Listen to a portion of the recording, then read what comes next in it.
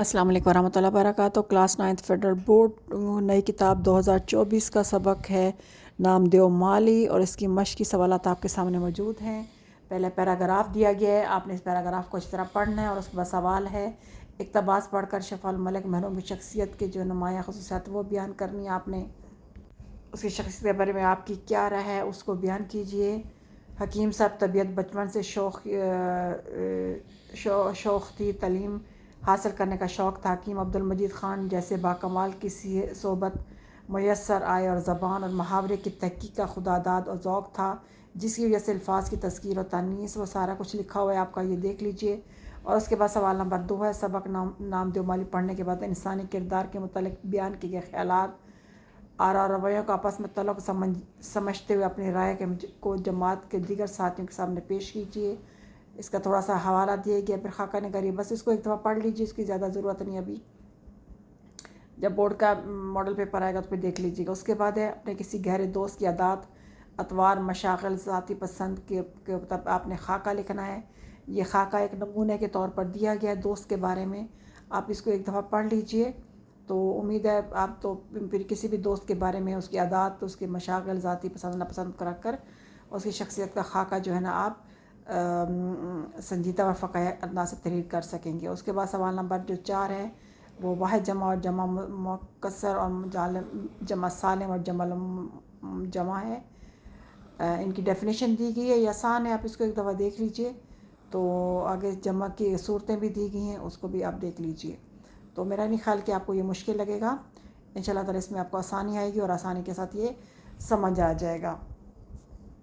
उसके बाद जमा मुकस्सर, जमा सालिम, इनकी डेफिनेशन सबके लिए दी है, साथ साथ मिसालें भी दी गई है और इसके बाद उनको जुमलों में भी इस्तेमाल किया गया है, तो इसको भी आप आसानी के साथ देख सकते हैं। फिर सवाल नंबर 5 है तज़कीर और तानीस, अस्मा और ज़मायर। तज़कीर और तानीस जो है ना ये हकीकी और दो किस्म के होते हैं। तज़कीर और तानीस दो किस्म के होते हैं, हकीकी और गैर हकीकी। तो हकीकी कौन से होते हैं उसकी भी मिसालें दी गई हैं डेफिनेशन, तो गैर हकीकी कौन से होते हैं उनकी भी मिसालें दी गई हैं।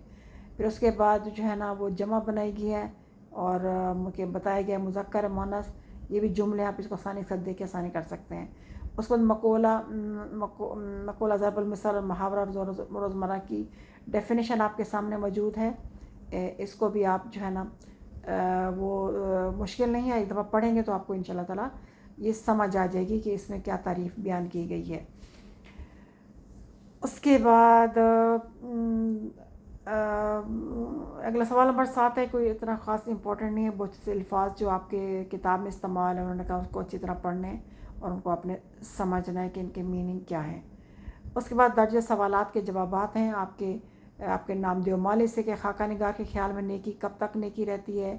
उसके बाद अगला सवाल है मुसन्निफ़ को इब्तिदा में किस बात पर हैरत और खुशी हुई, इसका आंसर भी आपके सामने मौजूद है। उसके बाद अगला है नामदेव पौधों की निगहदाश्त कैसे करता था, ये भी आसान आपके सामने है आंसर, इसको भी आप देख लें और आसानी के साथ इसका जवाब लिख सकते हैं। अगला है खाका निगार ने नामदेव को किस बिना पर नेक और बड़ा आदमी कहा, ये भी आंसर जवाब इसका आपके सामने आ रहा है, इसको भी आप देख लीजिए। ये पूरे सवालात का पेज है, इसको इंशाल्लाह ताला आगे फिर और सवालात आ रहे हैं। उसके बाद ये मज़ीद सवालात जो है ना वो सामने हैं कि कहत के दिनों में नामदेव का चमन कैसे हरा भरा था, इसका जवाब भी आपके सामने लिखा है, आसान है, आप इसको जूम करेंगे या फुल स्क्रीन करेंगे तो आपको आसानी के साथ इसको नज़र आ जाएगा कि ये क्या लिखा हुआ है।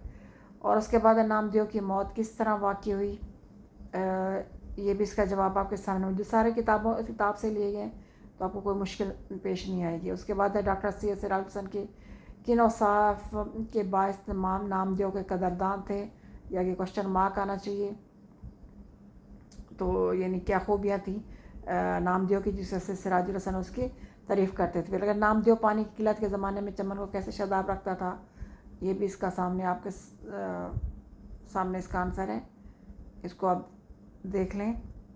और फिर अब नेक्स्ट पेज पे चलते हैं और देखते हैं कि वहाँ क्या सवाल आते हैं।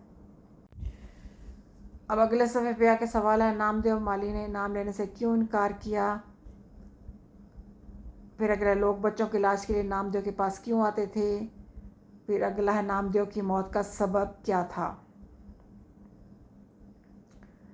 اور اس کے بعد ہے مصنف کے خیال میں اچھا انسان کیسے بن سکتے ہیں یا بنا جا سکتا ہے، پھر اس کا جواب بھی آپ کے سامنے موجود ہے۔ اگلا سوال، نام دیو کہ زندگی سے ہمیں کیا سبق ملتا ہے، اس کا بھی مفصل جواب جو ہے نا وہ آپ کے سامنے ہے، آپ اس کو دیکھ لیجیے۔ اور اس کے بعد نام دیو کہ اہم اوصاف اور ترتیب وہاں لکھیں، یعنی اس کی کیا خوبیاں تھیں، وہ بھی آپ کے آنسر یہاں پہ آ رہا ہے۔ اس کو دیکھتے جائیں اور اس کو کرتے جائیں اور پڑھتے جائیں۔